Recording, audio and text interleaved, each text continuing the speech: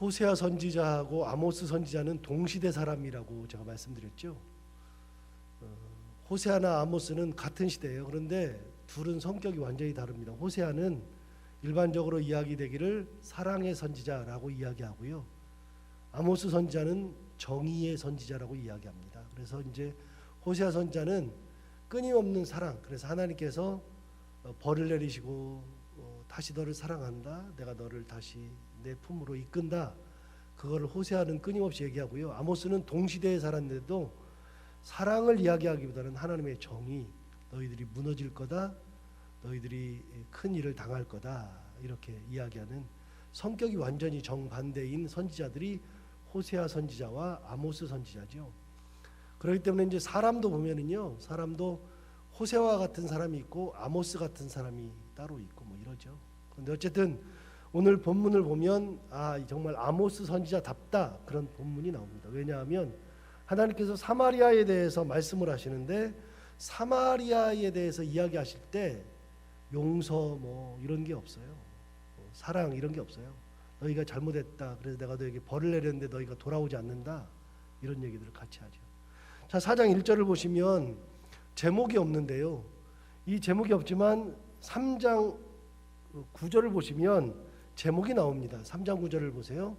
뭐라고 나오냐면 3장 9절에 아스돗의 궁궐들과 애굽 땅의 궁궐들의 선포에 이르기를, 그렇게 얘기했는데 거기 보시면 그 9절 위에 사마리아에 내리신 벌, 이게 제목이고요. 그렇기 때문에 사실은 본문은 3장 9절부터 4장이 묶여져야지 한 본문입니다.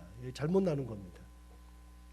그래서 이제 그 3장 9절부터 나오는 것이 사마리아에 내리시는 벌인데, 벌 중에 어떤 벌이 있냐면 11절 보세요. 3장 11절. 3장 11절에 보시면 그러므로 주 여호와께서 이와 같이 말씀하시되 이 땅 사면에 대적이 있어 내 힘을 쇠하게 하며 내 궁궐을 약탈하리라. 그러니까 사마리아가 범죄했을 때, 이스라엘의 수도인 사마리아가 범죄했을 때, 이스라엘 사람들이 범죄했을 때에 그들에게 내리는 벌 중에 여러 가지 벌 중에 하나가 뭐냐면 이 땅 사면에 대적이 있다, 그렇게 얘기하죠. 어디에 대적이 있냐면 사면에 대적이 있다는 거예요. 그러면 앞뒤 좌우에 대적이 다 있죠. 여러분, 대적이 있어도 한 군데는 좀 비어 있어야 되지 않겠어요? 나를 좀 옹호해 주는 사람이 있어야 되지 않겠어요? 근데 나를 다 비방한다고 생각해 봐요. 나에게 다 대적자라고 생각해 봐요. 사람이 살 수가 없죠. 하나님께서 우리에게 벌을 주실 때 사마리아와 같은 벌을 받으면 안 되는 거예요. 쉴 수 있는 공간이 있어야 되고 숨을 쉬어야 되고 어떤 상황 속에서도 회복되고 용서되는 공간이 있어야 되는데 그런 공간마저도 없이 처음부터 끝까지 하나님께서 어떻게 하시느냐, 전부 다 대적자들만 다 채웠다, 그렇게 되죠. 사마리아에게 내리는 벌이 가혹한 벌이에요. 사마리아가 용서가 안 되는 거죠. 자, 오늘 4장 1절로 볼까요? 이제 4장 1절에 보시면 이렇게 얘기했어요. 사마리아의 산에 있는 바산의 암소들아, 이 말을 들으라. 너희는 힘 없는 자를 학대하며 가난한 자를 압제하며 가장에게 이르기를 술을 가져다가 우리로 마시게 하라 하는도다. 그러니까 그 사마리아 사람들이 하는 게 뭐냐면 힘 없는 자를 압제하고 가난한 자를 압제한다. 그러니까 이게 뭐냐면 다 하나님의 뜻이 아닌 것에 마음을 둔다, 그 말이에요. 하나님은 힘없는 자들의 하나님이세요. 가난한 자들의 하나님이시고, 그래서 하나님은 그런 사람들을 돌보려고 항상 하시는데 거꾸로 하나님의 뜻과 관계없이, 상관없이 자기 반대로 인간 사회랑 똑같이 살아가는 것을 하나님은 가장 싫어하는 거예요. 교회는, 신앙인들은 사람의 생각, 세상의 생각으로 살아가는 것이 아니라 하나님의 기준으로 살아가야 되는 거예요. 세상과 똑같으면 안 돼요. 세상 사람들이 사기치니까 나도 그냥 사기치고 살면 안 돼요. 세상 사람들이 뭐 사람들 때리고 뭐 사람들 뭐 피해주고 그러니까 나도 그러면 안 돼요. 우리도 안 한다 그러면서도 그렇게 해요. 세상 사람들은 남을 비방할 수 있어요. 그러나 비방하면 안 되는 거예요. 왜요? 하나님의 법은 비방하면 안 되는 거니까. 하나님은 법은 어떤 거예요? 사랑하고 돌보고 아껴주고. 그런데 사마리아에 사는 사람들은 이렇게 하고 있다. 가난한 자를 학대하고 힘없는 자를 압제한다. 여러분 다시 한번 물어요. 계속 물어요. 여러분 사마리아에 사는 북이스라엘 사람들, 남쪽 유다 사람들 제사를 드려요, 안 드려요? 제사를 드린다고요. 뒤에 나와요. 뒤에 나오는데 뭐라고 나와요? 11조 드려요, 안 드려요? 드려요. 나와요. 어디 나오냐면 이렇게 보세요. 4절 보세요. 4절에 보면 이렇게 얘기했어요.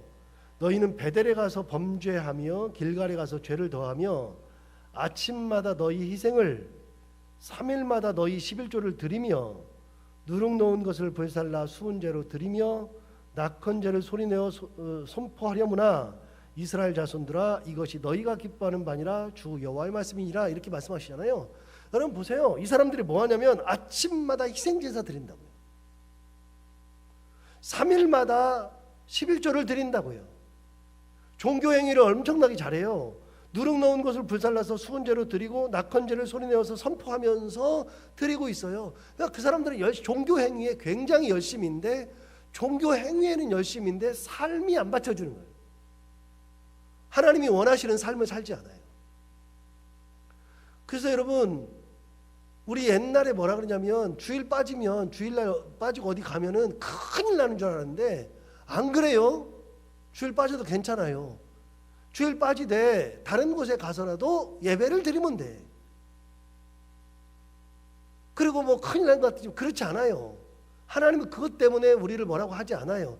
여러분 하나님께서 우리에게 뭐라고 하시는 것은요, 성경을 아무리 뒤적거리 봐도 하나님께서 우리한테 뭐라고 하시는 것은요, 말씀대로 살지 않기 때문에 혼내는 거예요. 말씀이 없기 때문에 혼나는 거지, 예배 때문에 혼나는 경우는 거의 없어요. 예배를 다 드렸다고요. 11조도 드리고 수은제도 드리고 낙헌제도 드리고 다 했어요. 그런데 여러분 보세요. 재밌는 게 있어요. 5절을 한번 보세요. 5절 다시 보세요. 누룩 넣은 것을 불살라 수은제로 드리며 낙헌제를 소리내어 선포하려무나 이스라엘 자손들아 이것이 내가 기뻐하는 거가 아니죠. 하나님이 기뻐하는 것이 아니죠. 누가 기뻐하는 거예요? 너희가 기뻐하는 바니라. 그러니까 예배 드리고서 마음이 안 시끄러워도 하나님은 받지도 않았는데 내가 예배 드렸어. 이제 쓸데없어요. 다 쓸데없어요. 내가 좋아서 하는 것은 의미가 없어요. 하나님 앞에 나오는 것은요, 하나님을 기쁘시게, 하나님을 만나려고, 하나님의 은혜대로 살려고, 하나님의 말씀대로 살으려고, 하나님의 말씀을 붙잡으려고 나오는 거지, 여기 와가지고 내가 뭐 예배 드렸으니까 마음에 안 시끄럽고 돌아가고 그런 게 아니고요. 와가지고서 말씀을 듣고 하나님의 말씀대로 내가 살아야 되겠다, 주님의 말씀만 붙들고 산다, 그 결단하는 거지, 나 좋아서 하는 것은 안 되는 거라고요. 그런데 사마리아 사람들이 뭐하고 살았어요? 나 좋아서 사는 거예요. 내 뜻대로 사는 거죠. 그러니까 가난한 사람을 학대하는 거예요. 여러분 예배를 드리고 나서 어떻게 가난한 사람을 학대할 수가 있어요? 어떻게 그런 사람들한테 압제를 할 수 있어요? 안 되는 거예요. 그거는 교회가 그러면 안 되는 거잖아요. 목사는 항상 드는 생각이지만 목사는 모든 사람을 공평하게 대해야 되는 게 목사예요. 하나님의 마음으로. 똑같아요. 직분과 상관이 없고요, 남녀와 상관이 없고요, 노소와 상관이 없고요, 경제적인 것과 상관이 없고요. 목회자는 모든 사람을 다 동일하게 하나님의 마음으로 대해야지 목회자지. 힘 있으니까 목회자가 거기에 붙어 있고 누가 뭐 말 많이 하니까 그 사람들한테 가 있고 그러면 안 되는 거예요. 왜요? 하나님이 그러지 않으니까. 똑같아요. 예수 믿는 사람들은 똑같아요. 예수 믿는 사람들은 하나부터 열까지 하나님의 마음으로 살아야지 세상 기준으로 살면 안 되는 거예요. 세상 기준은 절대로 안 돼요. 그런데 자기가 기뻐서 그 짓 해요. 더 재밌는 게 있어요. 여러분 4절 보세요. 다시 4절을 보시면 너희는 어디 가서 범죄해요? 베델에 가서 범죄한대요. 그 다음에 길갈에 가서 죄를 더한대요. 여러분 보세요. 베델에 왜 가요? 자, 성경 공부 좀 해볼까요? 이스라엘이 나눠진 다음에 나눠졌어요. 나눠져서 남쪽은 유다, 북쪽은 이스라엘 그랬는데 남쪽의 수도는 예루살렘, 북쪽의 수도는 사마리아. 그런데 나눠졌을 때에 북쪽 이스라엘 사람들이 그 여로보암 생각이 무슨 생각이 들었냐면, 아니 성전이 우리 이스라엘 전체 이스라엘의 성전이 예루살렘 하나밖에 없는데 우리 북쪽의 내 나라의 백성들이 예루살렘에 예배드리러 간다고 매년 한 1년에 3차례씩 가면 안 되겠는데? 안 되겠어. 그래서 자기도 성전을 만들죠. 그래서 여로보암이 성전을 두 군데를 만들어요. 어디랑 어디? 베델과 저 맨 끝에 있는 단에 만들죠. 단과 베델. 지금도 성지순례를 가보면 단에 옛날 성전 자리가 남아있잖아요. 단과 베델에다가 성전을 만들었어요. 그래놓고 뭐라 그러냐? 너희들은 가가지고 이제는 예루살렘 갈 필요가 없다. 단에 가든지 베델 가든지 너희들 있는 데서 가까운 데 가서 예배드리면 된다. 제사드리면 된다고 해서 하나님의 성전을 두 군데다 세워놓은 거예요. 그런데 베델에 간다. 그 말은 뭐예요? 그러면 뭐하러 가는 거예요? 예배드리러 가는 거예요. 하나님 앞에 경배하러 가는 거죠. 베델에 가는 것이. 근데 베델에 갔는데 베델에 가서 뭐 한다고요? 보세요. 4절 다시 봐요. 너희는 베델에 가서 뭐 해요? 범죄해요. 예배드리러 가서 뭐 하고 있어요? 범죄하고 있어요. 그 범죄가 뭐냐? 아침마다 희생제사 드리고 3일마다 11조 드리고 누룩 넣은 것을 부살라 수은제로 드리고 낙헌제를 소리내어서 드리는 거, 이것들이 하나님 앞에서는 지겨운 거예요. 지겨운 거. 말씀대로는 살지도 않으면서 맨날 와가지고 예배 드린다고 그 짓 하고 있고, 그리고 가난한 사람을 학대하고 뭐 없는 사람들을 뭐 압제하고 하나님의 뜻이 아닌 것에 마음을 두고서 살아가니까 하나님 뭐라 그래요? 범죄한다. 하나님 앞에 나오는 것이 하나님이 지겹다고 말씀하신 거예요. 아니 교회 와가지고 범죄한대요. 교회 와가지고 말씀 듣고 범죄한대요. 사마리아 사람들이 이렇게 사는 거죠.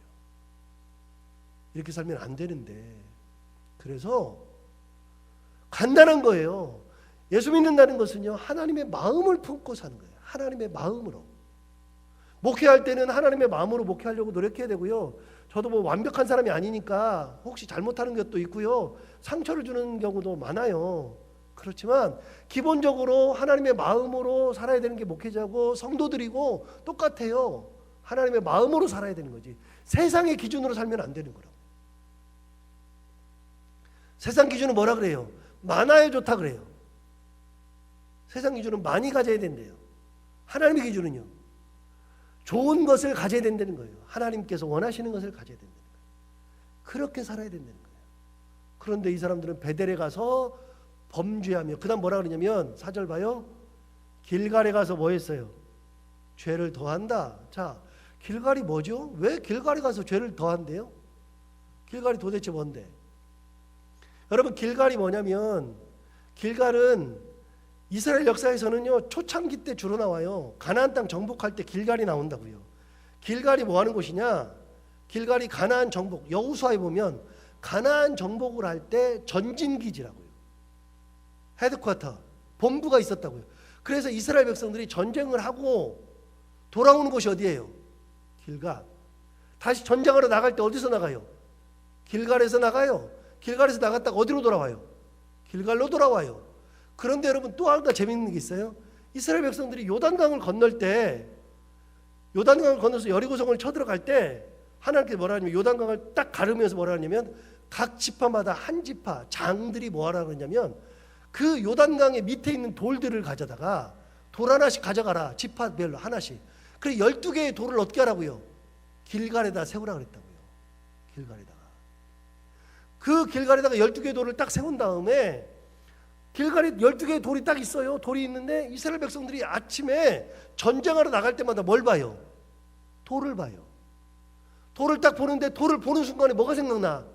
요단강을 가르신 하나님, 우리를 요단강을 건너게 하신 하나님, 우리를 이곳까지 인도하신 하나님, 우리를 붙드신 하나님, 우리를 보호하신 하나님, 그 하나님을 매일 아침마다 만나죠.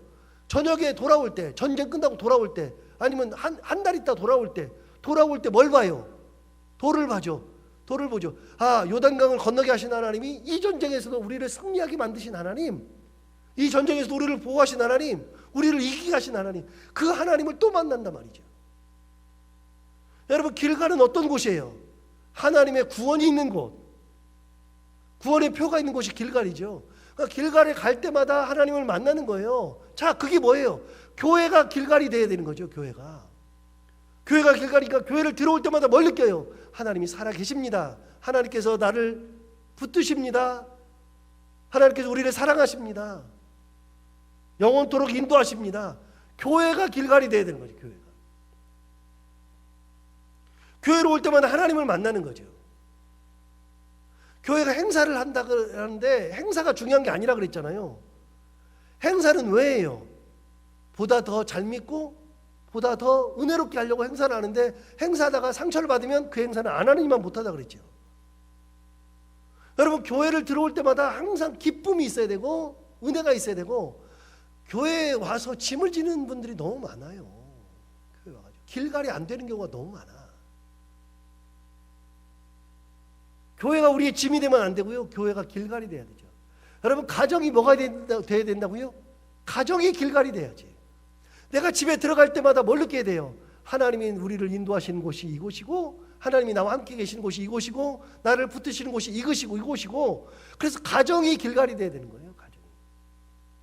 또 한 걸음 더 나가 볼까요? 사람이 길갈이 돼야 되는 거예요. 사람이. 어떤 사람이? 교회 오면 목사님이 길갈이 돼야 돼요. 목사님한테 안식도 있고, 목사님한테 그런 길갈도 돼야 되고, 옆에 있는 성도들이 서로 길갈이 돼야 되는 거고요. 가정에 가서는요, 내 남편이 길갈이 돼야 되는 거죠. 아내가 길갈이 되고, 자식들이 길갈이 돼야 되는 거예요. 자식을 보면 뭐가 느껴져야 되느냐? 자식이, 하나님이 우리 자식을 이렇게 붙들고 계시는구나. 하나님이 이 아이를 사랑하고 계시는구나. 자식을 볼 때마다 하나님의 은혜가 느껴지는 거예요. 지금 이 아이가 지금 힘든 길을 가고 있어. 힘든 길을 가고 있는데, 그 힘든 길에 파고를 보면, 인생을 돌이켜보면 이 아이가 이렇게 가는 거 보니까 지금은 힘든 길을 가도 하나님께서 인도하셔서 여기까지 왔고, 이 길을 가서 하나님의 은혜를 이 아이가 세상의 만방에 높이 하나님의 영광을 드러내고 만방에 떨칠 만한 아이다라는 거는 길갈이 돼야 되는 거예요. 나의 쉼터가 돼야 되는 거예요. 그런데 길갈에 가서 죄를 더한다. 안 되는 거죠. 여러분, 사마리아 뭐하게 생겼어요? 망하게 생겼어요. 하나님 그 얘기 하시는 거예요. 너희들이 모여가지고 하는 것들이 다 그 짓이다.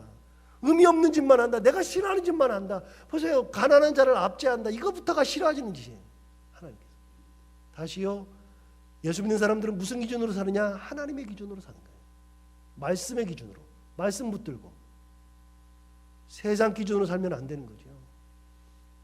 자, 어디를 보시냐면요, 2절 한번 보세요. 사마리아 사람들에게 하나님께서 이렇게 하신대요.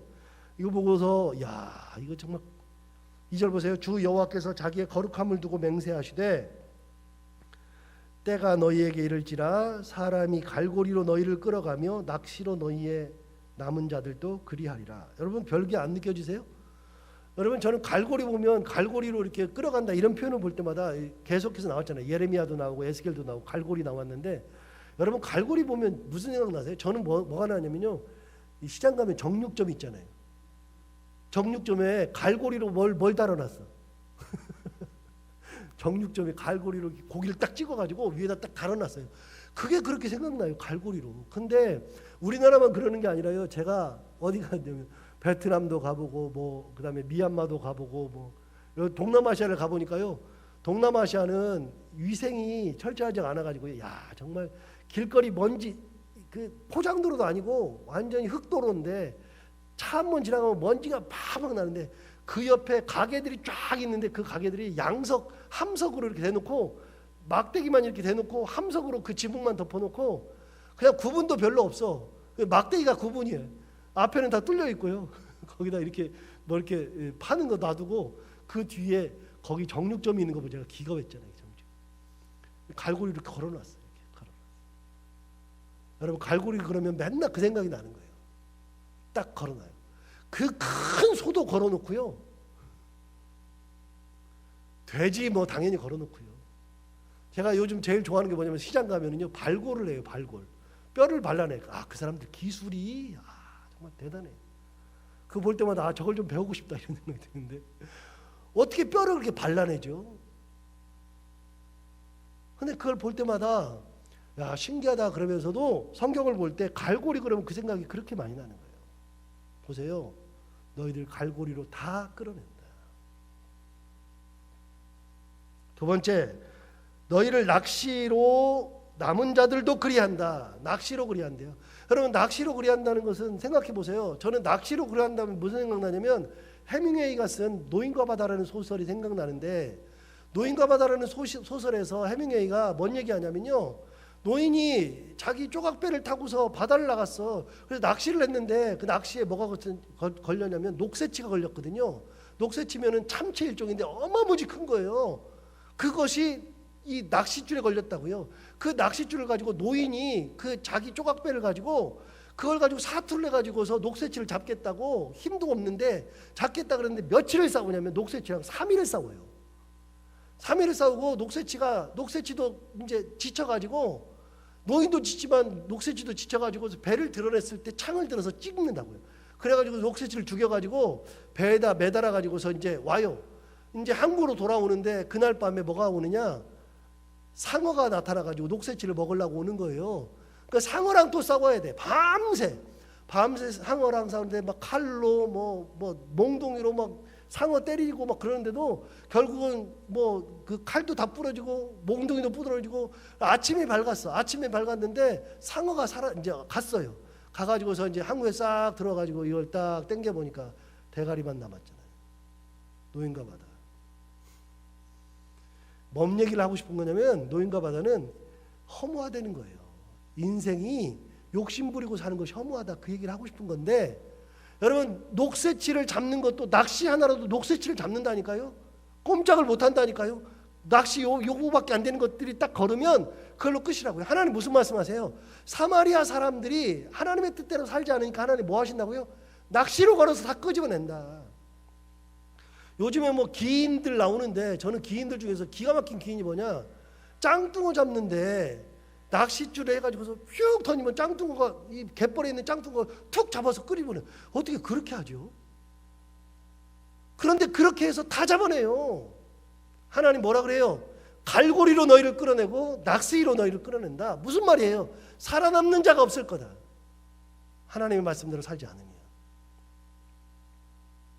하나님 말씀대로 살면 된다. 말씀대로 살아라. 은혜를 붙들고 살아야 된다. 다른 거에 신경 쓰지 말아라. 그 얘기죠. 자, 6절부터 보시면 재밌는 게 나와요. 6절, 8절, 9절, 10절, 11절 계속해서. 자, 6절 보세요. 또 내가 너희 모든 성읍에서 너희 이를 깨끗하게 하며 너희의 각 처소에서 양식이 떨어지게 하였으나 너희가 내게로 돌아오지 아니하였느니라. 여호와의 말씀이니라. 뭔 말이에요? 너희들에게 먹을 것을 떨어지게 했으면 돌아와야 되는데 안 돌아온다, 그 말이죠. 자, 8절 보세요. 두세 성읍 사람이 어떤 성읍으로 비틀거리며 물을 마시러 가서 만족하게 마시지 못하였으나 너희가 내게로 돌아오지 아니하였느니라. 여호와의 말씀이니라. 또 어떻게 했어요? 물을 떨어뜨렸어. 아까는 먹을 걸 떨어뜨렸죠? 안 돌아와. 물을 떨어뜨렸어. 안 돌아와. 9절 보세요. 내가 곡식을 마르게 하는 재앙과 깐부기 재앙으로 너희를 쳤으며 팥중이로 너희의 많은 동산과 포도원과 무화과 나무와 감람나무를 다 먹게 하였으나 너희가 내게로 돌아오지 아니하였느니라. 여호와의 말씀이니라. 어떻게 했어요? 곡식을 마르게 하는 재앙, 깐부기 뭐 그런 것으로 너희를 쳤다. 팥중이로 너희를 뭐 쳤다. 다 먹어서 너희들이 진짜 먹을 게 없다. 너희들이 농사하는 것도 거둘 수 없다. 그 정도 됐으면 돌아와야 되는데 뭐라고요? 안 돌아온다. 자, 10절 보세요. 내가 너희 중에 전염병 보내기를 애굽에서 한 것처럼 하였으며 칼로 너희 청년들을 죽였으며 너희 말들을 노력하게 하며 너희 진영의 악취로 코를 찌르게 하였으나 너희가 내게로 돌아오지 아니하였느니라. 여호와의 말씀이니라. 어떻게 했어요? 전염병 보냈죠. 칼을 보냈죠. 말들을 노력하게 했죠. 악취가 나게 했죠. 그래서 이제는 전염병이 창궐해. 먹을 것이 없다가 물도 없다가 이제는 농사도 안 돼. 뭐 전염병이 와, 칼이 와. 그러는데도 뭐 한다고요? 안 돌아온대요. 11절 봐요. 내가 너희 중에 성읍 무너뜨리기를 하나님인 내가 소돔과 고모라를 무너뜨림 같이 하였으므로 너희가 불붙는 가운데에서 빼낸 나무 조각같이 되었으나 너희가 내게로 돌아오지 아니하였느니라. 어떻게 했어요? 성읍을 불살랐어요. 아예 그냥 사는 처소를 불을 냈어요. 보세요. 5번 나왔어요. 5번. 먹을 것을 끊었으면 하나님이 나한테 사인을 보내시는구나 하고 돌아와야 되는데 안 돌아와요. 그러니까 마실 물을 끊어. 물을 끊는데도 안 돌아와. 그러니까 하나님은 어떻게 해요? 아예 농사를 못하게, 자기 소득을 못 가져오게, 그래도 안 돌아와. 그러니까 어떻게 해요? 병을 줘.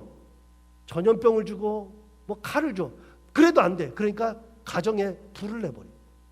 성읍을 무너뜨려 버렸어요. 그래도 안 돌아와. 대책 없죠. 보세요. 5군데 너희가 돌아오지 아니하였느니라. 그래서 12절, 그러므로 이스라엘아 내가 네와 같이 내게 행하리라. 내가 이것을 내게 행하리니 이스라엘아 내 하나님 만나기를 준비하라. 뭔 말이에요? 너 곧 이런 일들 온다. 나 만나야 될 거야. 나 만나야 될 거야. 너 나 만나는데 너희가 만나는 하나님은 무너뜨리고 끊고 농사가 안 되게 하고 그런 하나님이야. 너 곧 나 만나. 다시요. 여러분, 사람마다 만나는 하나님이 다르다 그랬죠. 아브라함이 만나는 하나님 뭐예요? 예비하신 하나님, 여호와 이레. 준비하신 하나님을 만나야죠.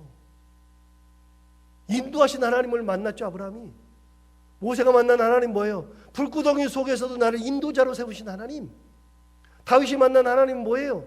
다윗이 만난 하나님은 내가 평생 전쟁터에 있었어도 나를 구하신 하나님, 산성이신 하나님, 나의 요새이신 하나님, 나의 칼이신 하나님, 전쟁터에서 나를 만나셔서 나를 구원하신 하나님을 만났죠. 그런데 지금 사마리아 사람들이 만나는 하나님은요, 칼의 하나님, 성읍을 무너뜨리는 하나님. 너희 나 만나야 될 거야. 그렇게 되는 거죠. 말씀대로 살지 않으니까. 오늘 말씀하시는 거예요. 말씀대로 살면 돼. 내 기준으로 살면 돼. 그렇게 말씀하시는데 우리는 사마리아 사람들과 같지 않고 하나님의 말씀대로 살아가고 은혜대로 살아가는 그런 하나님의 귀한 백성들이 다 되기를 바랍니다. 기도하겠습니다. 하나님 아버지, 오늘도 귀한 말씀으로 하루를 시작하게 하셔서 감사합니다. 선지서를 읽을 때마다 생각하고 또 생각하는데 하나님 아버지 우리에게 은혜 주시고 함께해 주시고 인도해 주셔서 우리가 세상적 기준을 가지고 살지 않게 하여 주옵시고 오로지 하나님의 말씀만 붙들고 살기를 결단하고 조금 힘들어도 조금 가진 것이 없어도 그래도 끝까지 하나님을 붙들고 하나님의 말씀대로 살아가는 저희들이 다 되게 하여 주옵소서. 하나님 아버지, 오늘 이 새벽에도 송명자 권사님 기쁨으로 범사에 감사해서 하나님 앞에 귀한 물질을 드립니다.